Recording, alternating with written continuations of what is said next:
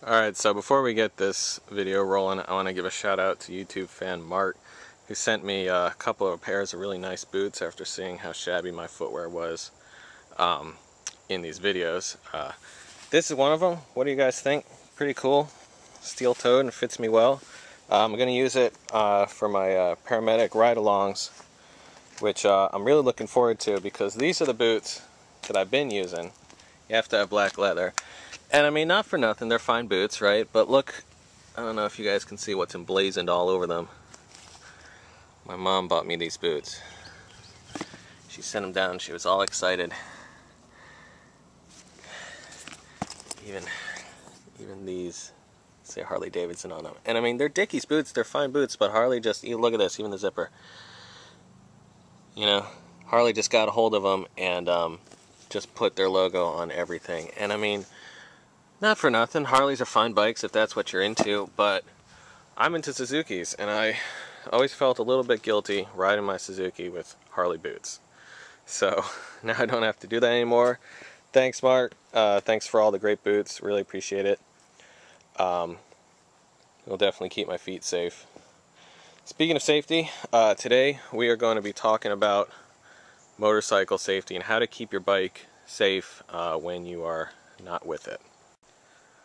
Alright, now out here where I live, I could probably leave this bike running and idling all the time with the signed title on the seat and it would never get stolen. We live out in the middle of nowhere, and so it's pretty safe. But I've lived in the middle of DC and Baltimore before, and you know, this at one point for about a year was my only means of transportation. So I had to keep it safe from thieves and vandals and whatnot. As you can see, it's got a couple of bumps and scrapes from life in the city, but it fared pretty well, never got stolen. So I'll teach you guys a couple of the tricks that I used. First off, anyone who's seen my, you know, the majority of my videos has probably seen my how to hotwire motorcycle video.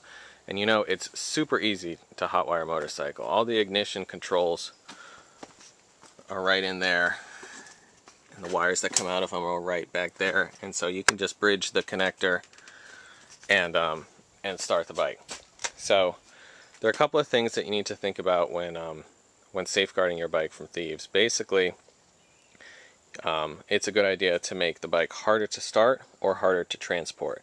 If you get 4 guys and a couple of steel bars, you can go underneath here and underneath there and just pick this bike up and take it wherever you want. So even if you have the steering lock on, you can just take this bike anywhere because it's so light. You know, that's one of the disadvantages over a car. So there's 2 things to think about, and that's, you know, that's like I said, you got to make the bike difficult to move or difficult to start based on your, you know, your particular location and how thoroughly you want to safeguard your bike. And so there's a couple of techniques that I use. I'll show you guys them today. Alright, it's pretty easy to make a bike difficult to start for someone who doesn't know what they're doing. First, obviously, don't leave your key in the ignition. I know that's kind of a stupid thing to say, but I've done it before. Second, you can put hidden inline switches in your bike. That'll make it difficult for somebody to jump start your bike.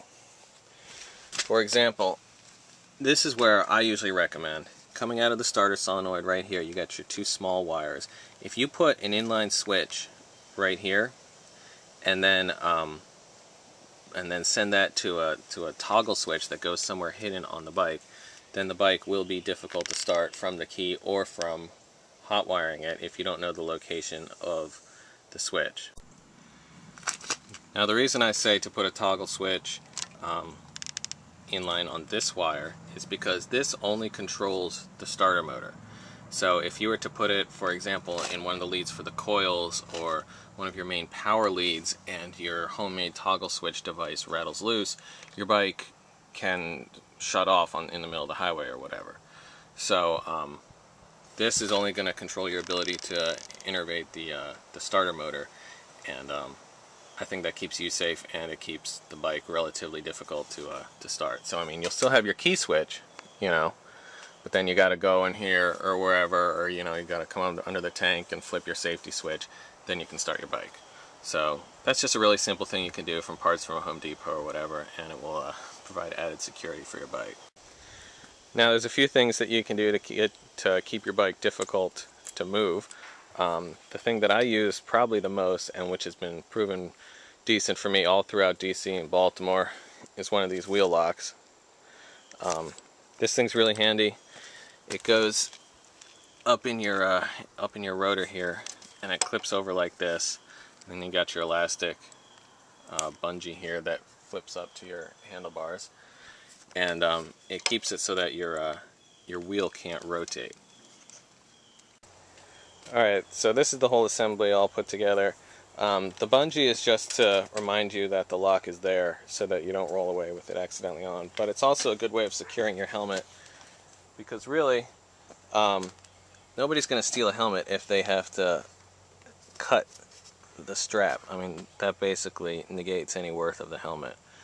So this is how I lock up my helmet too. And yeah, I mean, it's just a big bright advertisement that this bike is locked up, and so, you know, thieves are gonna stay away. And also it makes it really difficult to move this bike. Not impossible, obviously, because like I said, I mean, 4 guys can just pick up and carry a bike, but for me, I found that this is really all that I need for the majority of places where I have parked my bike. I mean, I've been across the country on my bike, you know, like I said, I lived in DC or whatever. This has been all that I've really needed. However, I do recognize that there are worse places to park your bike than Northwest DC. So there are a couple other things you can do too.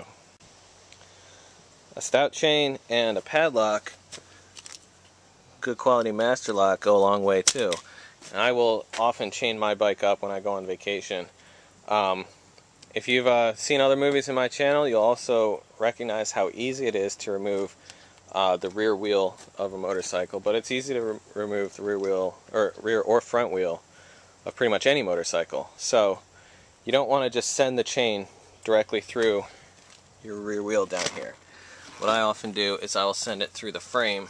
I'll usually go right in here, because honestly nobody's going to cut a frame for a bike. I mean, I don't know, you'd have to have a freaking Hayabusa or like a brand new Harley or something for it to be worth somebody cutting the frame and then re-welding it. I mean, it just doesn't make sense to me, honestly. So I'll send this around a tree, or I'll go around underneath my truck tire or something like that, in through my truck's bumper, you know. Oftentimes I will I'll go through a wheel and the frame and then go around something, you know, some part of the truck or some tree or something. And that's just a great big advertisement to thieves, like, this bike is locked up, you're not getting it, you know. This chain, I mean, it's just a big steel chain, you know, not impossible to cut. I'm saying, like, you know, none of these things are foolproof. You know, if someone really wants your bike, they're gonna get it one way or another. But they're gonna make a whole lot of noise with their sawzall getting through this or whatever, you know, and they're gonna make a great big ruckus, and they're gonna draw attention to themselves. So that's basically what you want. You want it to make your motorcycle difficult to move and easy to draw attention to itself. I mean, there are motorcycle alarms, which when activated, they'll go off if you stand the bike up. If you just stand up like this, they'll go off. You can get low jack for your motorcycle. You know, there's all kinds of things. You gotta also think about, like, what type of bike do you have? I mean, people don't really even know what this bike is, because there's only 4,000 or 5,000 of them ever made.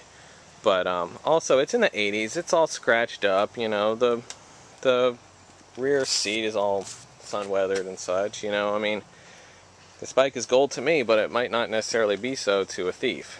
And you know, that's the way I like to keep it. But if you have a brand new bike, you know, you live in the middle of Detroit or New York City or whatever, you know, you're going to want to take care of it. You're going to want to put it in a place that is hard for people to see. You know, don't just park it out on the sidewalk. You know, take it around back or whatever. You know, you're going to want to chain it up, you know, put a big advertisement like this, you know, on it that the bike is locked up. Because moreover than, like, catching a thief, you really just don't want thieves to try to get your bike. You know, if you advertise the fact that your bike is safeguarded, then they won't. Then you don't risk the opportunity of somebody coming and failing to steal your bike, because, you know, that results in bikes getting knocked over and scratched up. That results in ignitions getting busted out, all kinds of stuff like that.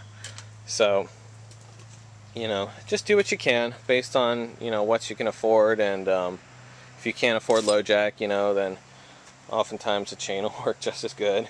But just, you know, do what you can, put some thought into it, and hopefully, you know, there'll be a lot less stolen bikes out there. You know, it's always a shame when I get on Craigslist and I see ads like, "Oh, stolen bike, people keep a lookout for this bike." You know, it's a shame, man. You know, people love their bikes. They don't want to get them stolen. So, put some thought into it, guys. Hopefully this is all sort of like a refresher for everyone, but, you know, some food for thought. And take it easy out there.